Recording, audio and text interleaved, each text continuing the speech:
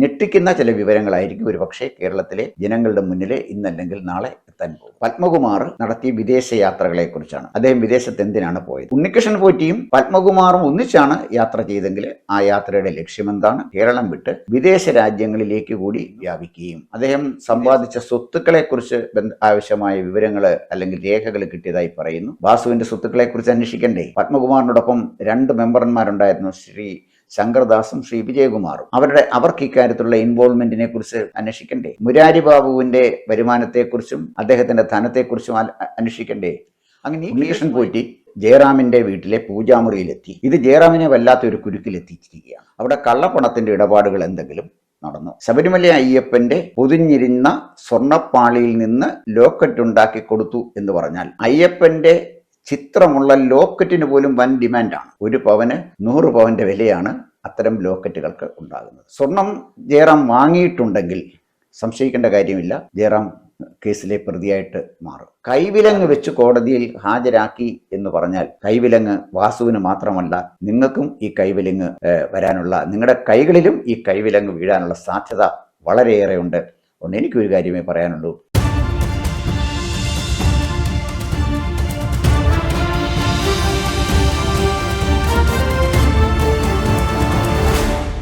Sabarimala സ്വർണ്ണമോഷണ case ശരിക്കും പുതിയൊരു വഴിത്തിരിവിലേക്ക് നീങ്ങുന്ന ലക്ഷണമാണ് കാണുന്നത്. തെന്നിന്ത്യയിലെ ഏറ്റവും പ്രശസ്തനായ ചലച്ചിത്ര താരങ്ങളിൽ ഒരാളാണ് മലയാളികളുടെ കൂടി അഭിമാനമായ ശ്രീ ജയറാം. അദ്ദേഹത്തിനെ ഈ കേസുമായി ബന്ധപ്പെട്ട് ചോദ്യം ചെയ്യും എന്നുള്ളതാണ് അവസാനം കിട്ടുന്ന വിവരം. ഉണ്ണികൃഷ്ണൻ പോറ്റി ശബരിമലയിൽ നിന്ന് കൊണ്ടുപോയ കട്ടിളപ്പാളികൾ ജയറാമിൻ്റെ വീട്ടിലെ പൂജാമുറിയിലെത്തി അവിടെ വെച്ച് പൂജ നടത്തി എന്നുള്ളതാണ് അവസാനമായി നമ്മൾ അറിയുന്നത്. അതുമായി ബന്ധപ്പെട്ട ചിത്രങ്ങൾ ദൃശ്യ പത്രമാധ്യമങ്ങളിൽ വരികയും ചെയ്തു. ഇത് ജയറാമിനെ വല്ലാത്തൊരു കുരുക്കിലെത്തിച്ചിരിക്കുകയാണ്. ഇവിടെ 2 പ്രശ്നമുണ്ട്. ഒന്ന്, ജയറാമിൻ്റെ വീട്ടിൽ നടന്ന പൂജ വെറും ഒരു പൂജ മാത്രമായിരുന്നു. ഈ പൂജയിൽ തെന്നിന്ത്യയിലെ മറ്റ് ചലച്ചിത്ര താരങ്ങളും അതുപോലെ തന്നെ ചലച്ചിത്ര രംഗത്ത് പ്രവർത്തിക്കുന്ന പ്രമുഖരും എത്തിയിരുന്നു. അവർ അവിടെ സാന്നിധ്യം ഉണ്ടായിരുന്നുവെങ്കിൽ അത് പണമുണ്ടാക്കാനായി ഉണ്ണികൃഷ്ണൻ പോറ്റി എങ്ങനെയൊക്കെ ഉപയോഗപ്പെടുത്തിയിട്ടുണ്ട്. അവിടെ കള്ളപ്പണത്തിൻ്റെ ഇടപാടുകൾ എന്തെങ്കിലും നടന്നു. ഒരുപക്ഷെ ഉണ്ണികൃഷ്ണൻ പോറ്റിക്ക് സംഭാവനയായിട്ട് കൊടുത്തത് അക്കൗണ്ടിൽപ്പെട്ട പണമായിരിക്കണമെന്നില്ല, അത് കള്ളപ്പണമാകാനുള്ള സാധ്യത വളരെ കൂടുതലുണ്ട്. മറ്റൊരു പ്രധാനപ്പെട്ട കാര്യമുള്ളത്, ശബരിമലയിൽ നിന്ന് ഉണ്ണികൃഷ്ണൻ പോറ്റി കൊണ്ടുപോയ സ്വർണം ഏതെങ്കിലും രൂപത്തിൽ ജയറാമിന് കൊടുത്തിട്ടുണ്ടോ? ഞാനിത് പറയാനുള്ള കാരണം, അയ്യപ്പൻ്റെ ചിത്രമുള്ള ലോക്കറ്റിന് പോലും വൻ ഡിമാൻഡാണ് കേരളത്തിനകത്തും പുറത്തും, പ്രത്യേകിച്ച് തമിഴ്നാട്ടിലും ആന്ധ്രാപ്രദേശിലും കർണാടകത്തിലും ഒക്കെ. ആ സാഹചര്യത്തിൽ ശബരിമല അയ്യപ്പൻ്റെ ക്ഷേത്രത്തിന്, അദ്ദേഹത്തിൻ്റെ ആ സാങ്ക്ടം സാങ്ക്ടോറിയത്തിന് ചുറ്റും പൊതിഞ്ഞിരുന്ന സ്വർണ്ണപ്പാളിയിൽ നിന്ന് ലോക്കറ്റ് ഉണ്ടാക്കി കൊടുത്തു എന്ന് പറഞ്ഞാൽ സ്വർണത്തിൻ്റെ മൂല്യമല്ല അതിന് ലക്ഷങ്ങളായിരിക്കും വില വരുന്നത്. 1 പവന് 100 പവൻ്റെ വിലയാണ് അത്തരം ലോക്കറ്റുകൾക്ക് ഉണ്ടാകുന്നത്. അത്തരം ലോക്കറ്റുകൾ വിൽക്കാനുള്ള ഇടപാടുകൾ വല്ലതും ഉണ്ണികൃഷ്ണൻ പോറ്റി നടത്തിയിട്ടുണ്ടോ?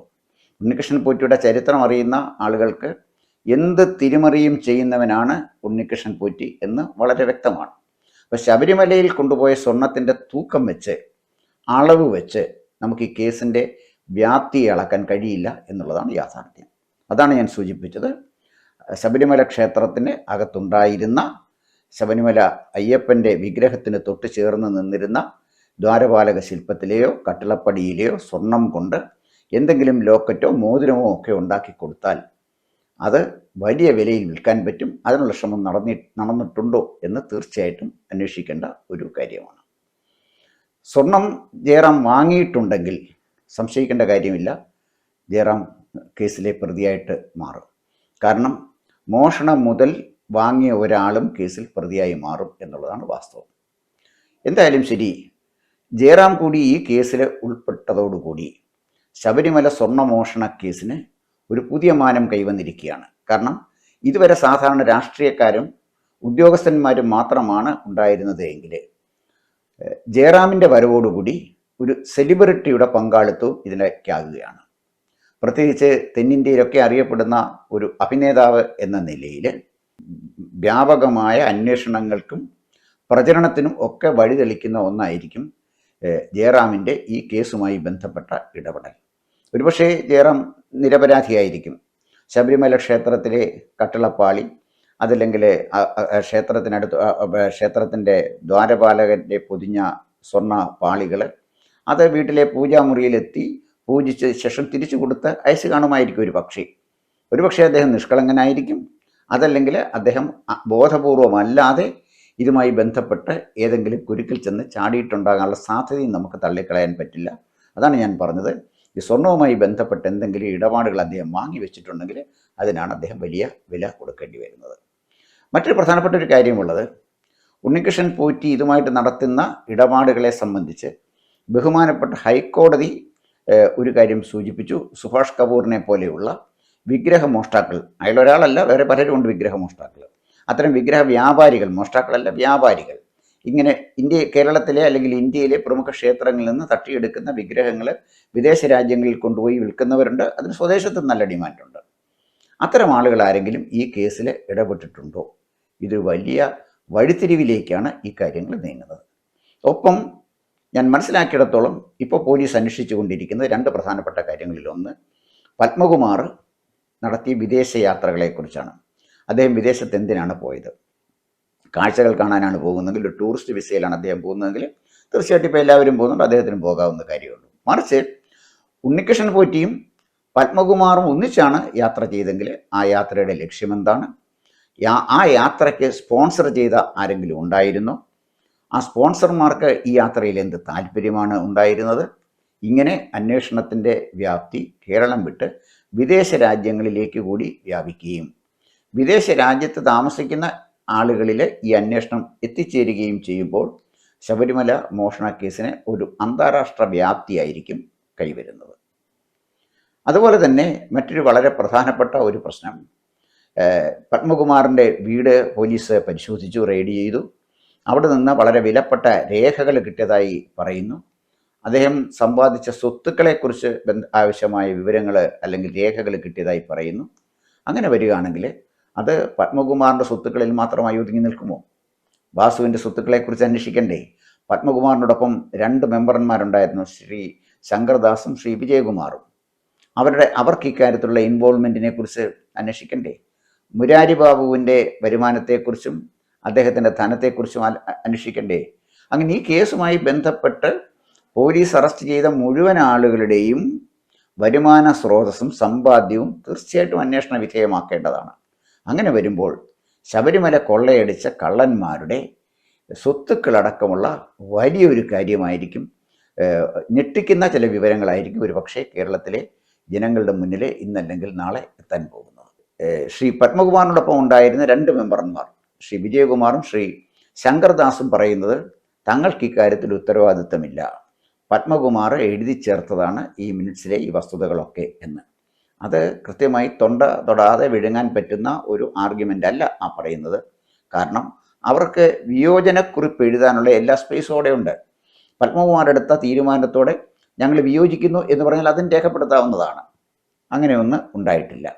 മറിച്ച് പത്മകുമാർ അവരെയൊക്കെ കബളിപ്പിച്ച് ഈ കാര്യങ്ങളെല്ലാം ചെയ്തെങ്കിൽ അവരത്രമാത്രം ബുദ്ധിക്ക് വൈകല്യങ്ങൾ സംഭവിച്ച ആളുകളാണോ? അവർക്ക് യാഥാർത്ഥ്യബോധമില്ലാത്ത ആളുകളാണോ? ഇവരെല്ലാം കബളിപ്പിച്ച് കൊണ്ടുപോകത്തക്ക വിധത്തിൽ അത്രമാത്രം വലിയ കഴിവുള്ള ആളാണോ പത്മകുമാർ XMLA? ഇതൊക്കെ അന്വേഷണ വിധേയമായി വരേണ്ട കാര്യങ്ങളാണ്. അവസാനം കിട്ടിയ ഒരു വിവരം, ശ്രീ N വാസുവിനെ കോടതിയിൽ ഹാജരാക്കിയത് കൈവിലങ്ങ് വെച്ച ആണ് എന്നുള്ളതാണ്. സത്യം പറഞ്ഞാൽ അതൊരു ഒരു വിധിയുടെ ഒരു വൈപരീത്യം, ഒരു ഈശ്വരൻ്റെ ശിക്ഷ എന്നല്ലാതെ എന്താ നമുക്ക് പറയാൻ പറ്റുന്നത്? അതായത് വിജിലൻസ് ട്രിബ്യൂണൽ ജഡ്ജായിരുന്ന ആളെ, അതായത് അഴിമതിക്കാരെ ശിക്ഷിക്കാൻ ചുമതലയുണ്ടായിരുന്ന, കേസ് അന്വേഷിച്ച് ശിക്ഷിക്കാൻ ചുമതലയുണ്ടായിരുന്ന ഒരു ന്യായാധിപനെ അഴിമതി കേസിൽ, മോഷണ കേസിൽ കൈവിലങ്ങ് വെച്ച് കോടതിയിൽ ഹാജരാക്കി എന്ന് പറഞ്ഞാൽ അത് തീർച്ചയായിട്ടും ഈശ്വരൻ്റെ ഒരു ശിക്ഷ അല്ലാതെ മറ്റെന്താണ് എന്ന് പ്രിയപ്പെട്ട പ്രേക്ഷകരെ ചിന്തിച്ചു നോക്കണം.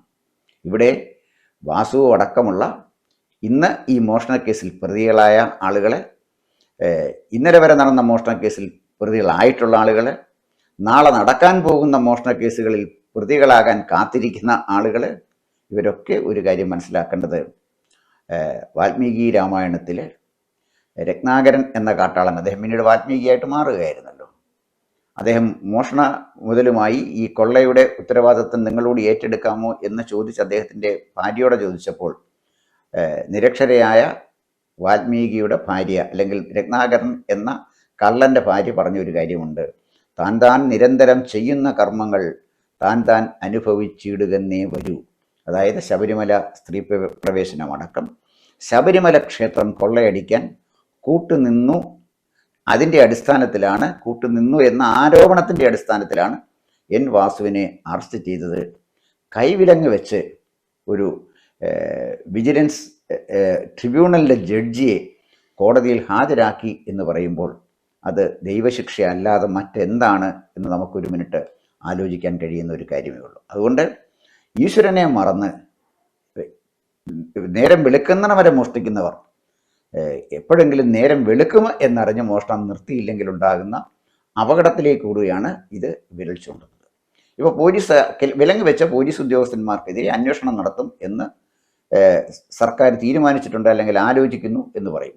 സർക്കാരിന് ഇക്കാര്യത്തിൽ എന്താ ചെയ്യാൻ പറ്റുന്നത്? വിലങ്ങ് വെക്കുന്നതിന് എന്തെങ്കിലും പ്രത്യേക ഗൈഡ് ലൈൻസ് ഉണ്ടോ?